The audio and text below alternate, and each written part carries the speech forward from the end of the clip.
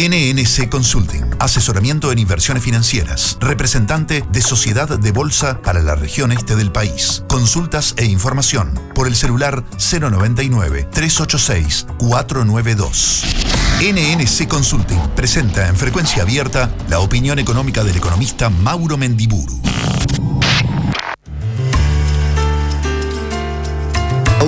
Mauro Mendiburu, buen día. Buenos días, Jorge, ¿cómo te va? ¿Todo bien? Bueno, Hola. ¿Me escuchas? Sí, sí, Ajá, te escucho bien, perfecto. Bien. Bueno, ¿De qué vamos a hablar hoy? A ver.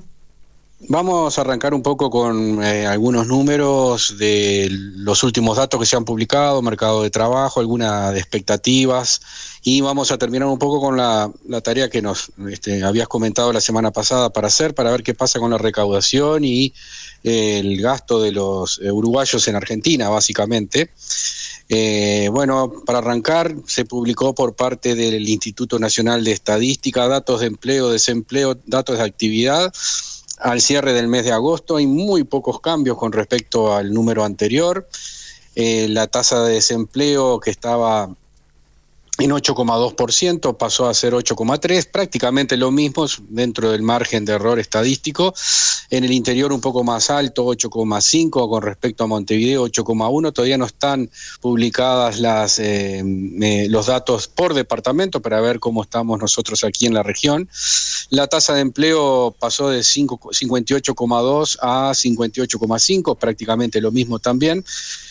Si uno mira la interna del mercado de trabajo, tenemos 19.400 personas que estaban ocupadas y que perdieron el empleo, 25.000 que pasaron justamente en el mercado de trabajo de desocupados a ocupados, quiere decir que más entraron a trabajar de los que terminaron desocupados, siempre en ida y vuelta. Del lado de inactivos a ocupados 26.200 y de inactivos a desocupados 37.000, un poco lo que estamos viendo es que ha aumentado la tasa de actividad, o sea, la cantidad de personas en edad de trabajar que han entrado al mercado de trabajo por distintos motivos. En algunos casos es la primera vez que lo hacen, en otros casos porque, bueno, por algún motivo no se encontraban buscando trabajo y han decidido comenzar a hacerlo. Son datos muy parecidos a los del mes anterior. Yo te diría que no hay grandes cambios. Tampoco hay grandes cambios en lo que publicó el Banco Central en esta semana, que son las expectativas de crecimiento, variación de Producto Interno Bruto, inflación, expectativas del dólar para los próximos meses. Se prevé que este año vamos a cerrar con un crecimiento económico positivo del 0,74, fruto del crecimiento de esta segunda mitad del año, dada cuenta de que la primera mitad fue bastante recesiva. Que el año que viene, el año 2024, el crecimiento económico va a tener un efecto algo de rebote, 3,12% será el crecimiento económico, siempre de acuerdo a las expectativas de las encuestas de expectativas económicas del Banco Central. La inflación cerrará este año 5,2%, un poco por encima del valor que tenemos hoy en día, que es históricamente muy bajo, y luego se va a estabilizar el año que viene en el torno al 6,5%. El dólar al cierre de este año se prevé un cierre de 40 pesos con 13, un poquito por encima de lo que estamos hoy, no mucho más, y el año que viene un 5% más alto, 42,21 al 31 de diciembre del 24.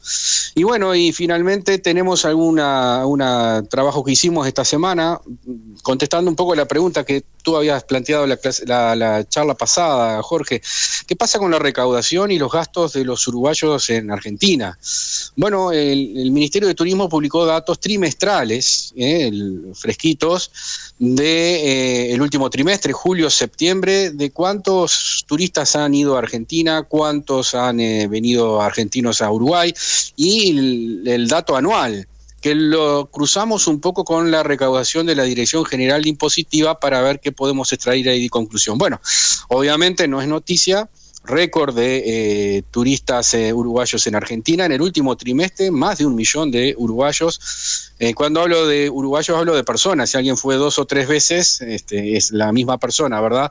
1.052.341 salidas de turistas uruguayos en Argentina, un gasto de $400 millones aproximado en este trimestre, el doble del año prepandemia 2019, un número no menor, 400 millones de dólares, el doble de lo que habíamos gastado en ese mismo trimestre, julio-septiembre del año 2019.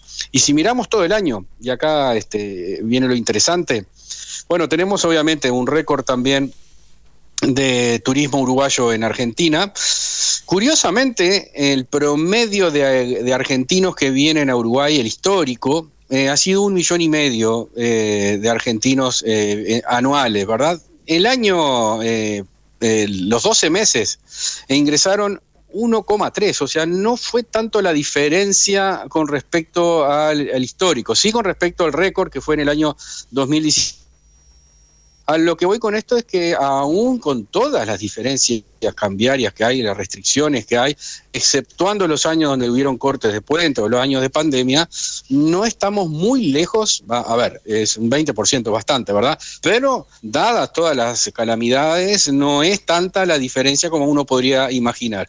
Entonces debe más que nada a las políticas que han existido de fidelización del turismo argentino, entre ellos, por ejemplo, el que se desarrolló entre el 2008 y 2012-13, la segunda residencia, donde reduce muchísimo las posibilidades de decidir el turismo cuando uno tiene una residencia en otro lugar. Obviamente tiende a ir hacia ese lugar.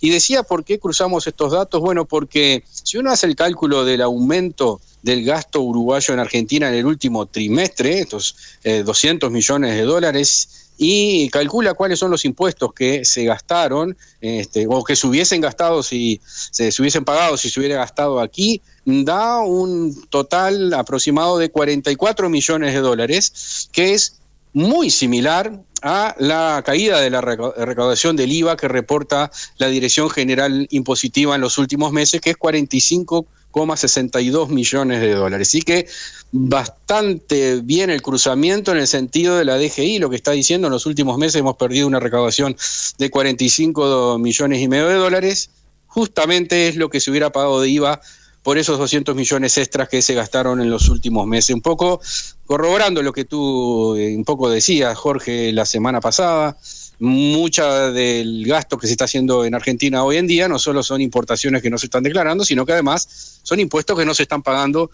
en nuestro país. Suficientes números por hoy, me parece, Jorge, pero ese es el mensaje un poco que podemos dejar como conclusión de todo esto. Bien, pero la ecuación en definitiva,